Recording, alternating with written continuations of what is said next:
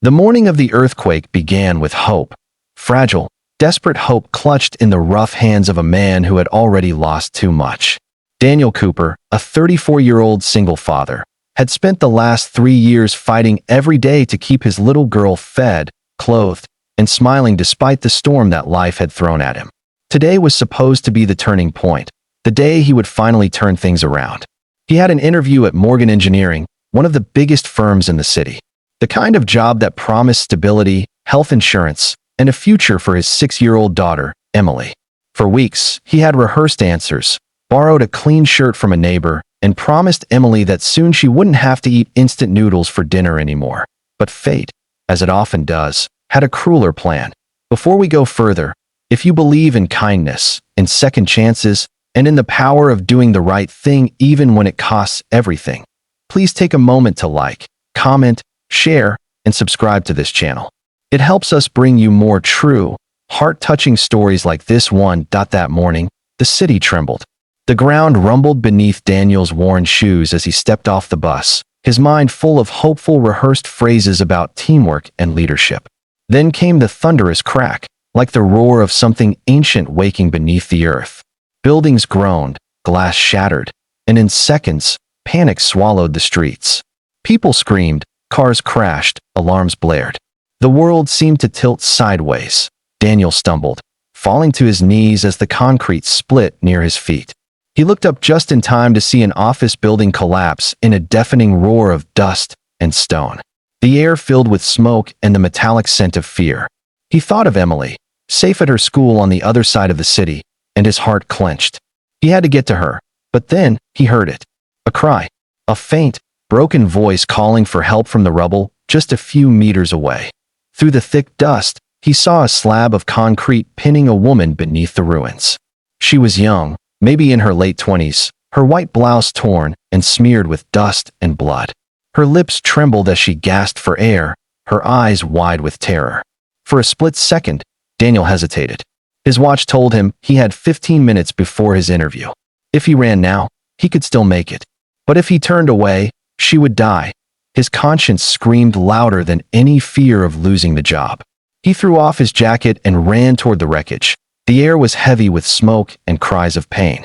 Daniel pushed through debris, ignoring the sting of cuts on his arms. He crouched beside her, his heart hammering as he tried to lift the concrete slab. It was impossibly heavy. His muscles strained, and he bit back a groan of pain. The woman whimpered, whispering that she couldn't feel her legs.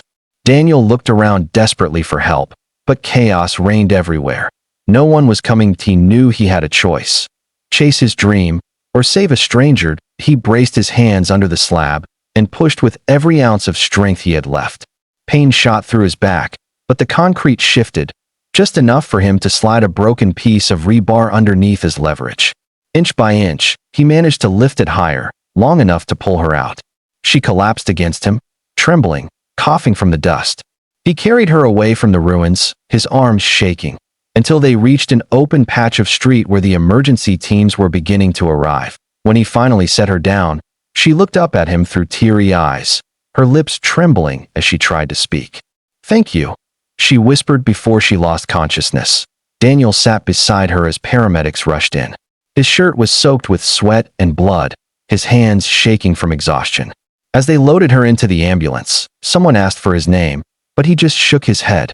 "It doesn't matter," he said softly. "Just help her." By the time the dust cleared and the city's trembling stopped, Daniel realized hours had passed. His phone was dead, and the interview was long over. When he finally made it to Emily's school, he found her safe but frightened, clinging to her teacher. The moment she saw him, she ran into his arms, sobbing. He held her close, whispering that everything would be all right, even though he didn't believe it himself. That night, as they sat in their small apartment without electricity, Emily fell asleep in his arms.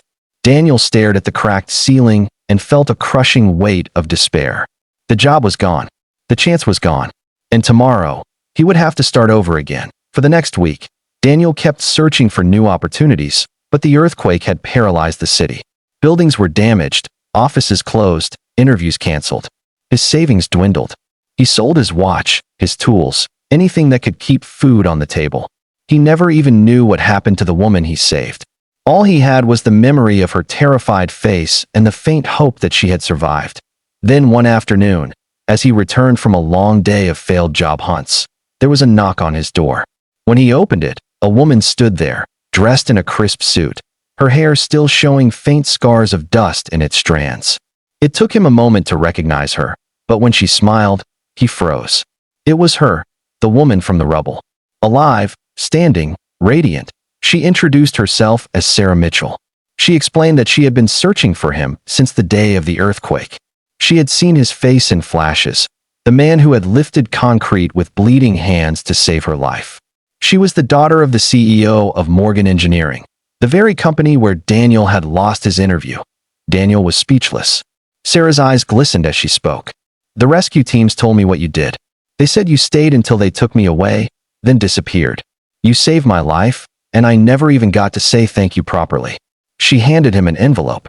Inside was a letter offering him a full-time position at Morgan Engineering, with a starting salary higher than he had even dared to hope for. Daniel's hands shook as he read the letter.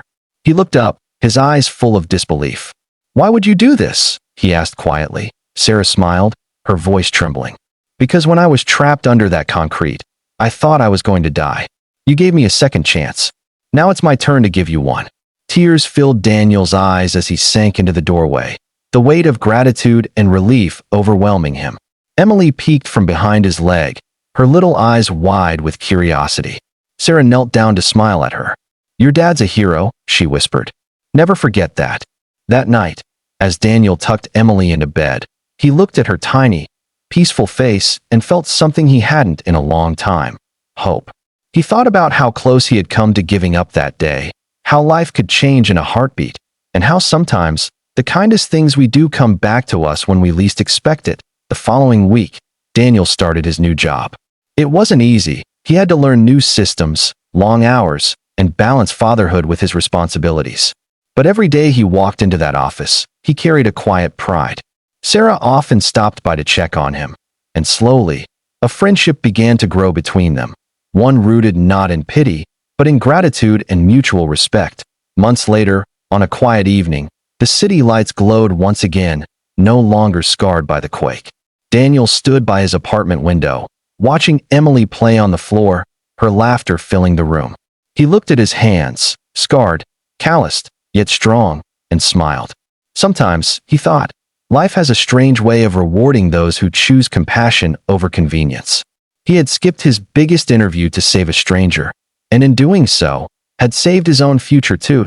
If this story touched your heart, please take a moment to like, comment, and share it with someone who needs a reminder that kindness still matters. And don't forget to subscribe to the channel. Every small gesture helps us continue sharing stories that bring light into dark places.